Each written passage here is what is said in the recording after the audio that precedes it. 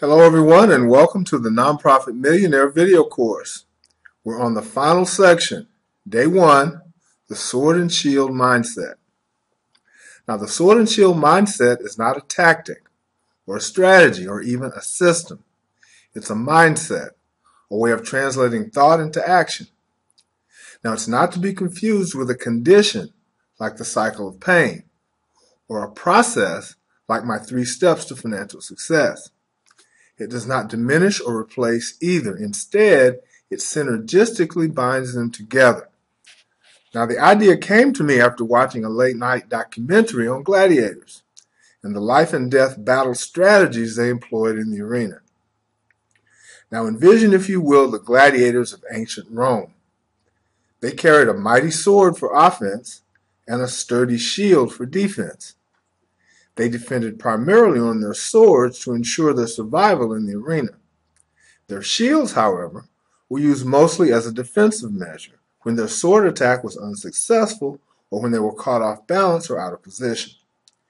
You depend on your job, like a gladiator depends on his sword. But what do you use as a shield to protect your job income? What's your plan B? Now, that's not a rhetorical question. What is your fallback strategy if your job income alone is just not cutting it?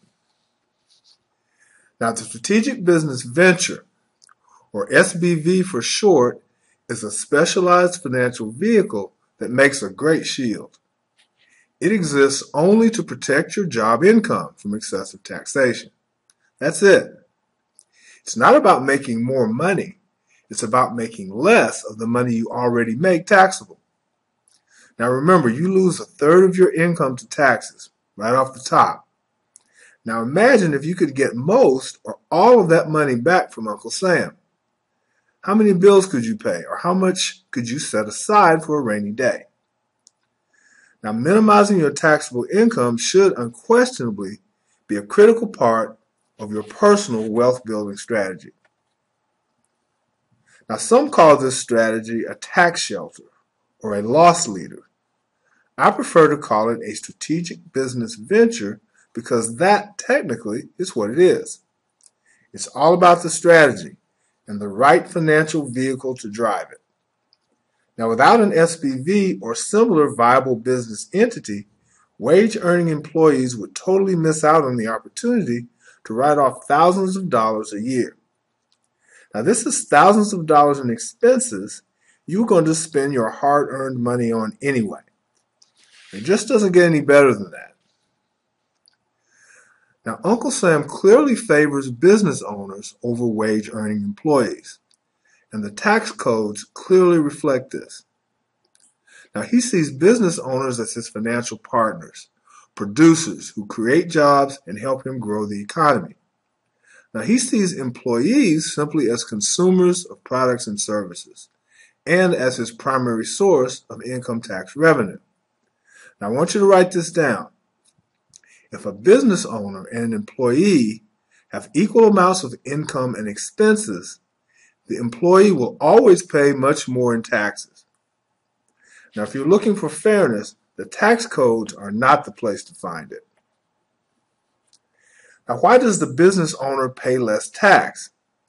It's because he gets to write off more of his expenses, including, believe it or not, paying himself a salary. Now, how is this possible? If you ever want to truly understand why things are the way they are, just follow the money. 1. Our government-funded education system goes out of its way to prepare us to be employees, not employers. Our public schools provide the employees that businesses need to operate. Businesses, in turn, provide taxpayers that fund the government. Now, to show appreciation, Uncle Sam rewards businesses with tax advantages.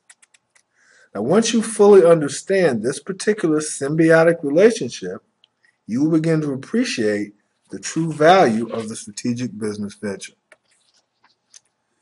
Now, in order for Uncle Sam to grant you the tax advantages of a business owner, he must no longer see you as a consumer of products and services.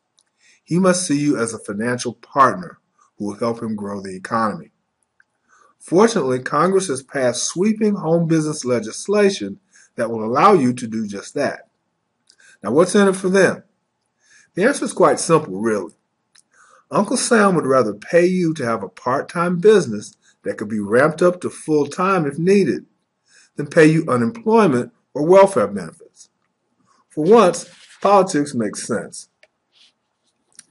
Now, if it looks like a duck and quacks like a duck and walks like a duck, it just might be a strategic business venture. On paper, it looks like a business. It converts expenses into tax deductions like a business. It can even make money like a business.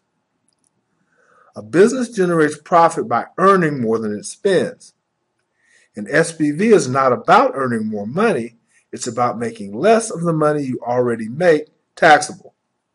It's about creating new cash flow from tax savings, debt elimination, and asset accumulation.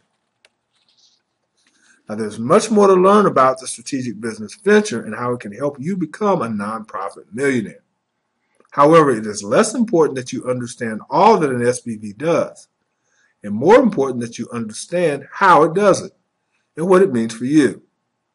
Now remember, Uncle Sam is going to get his tax money. He just doesn't have to get it all from you.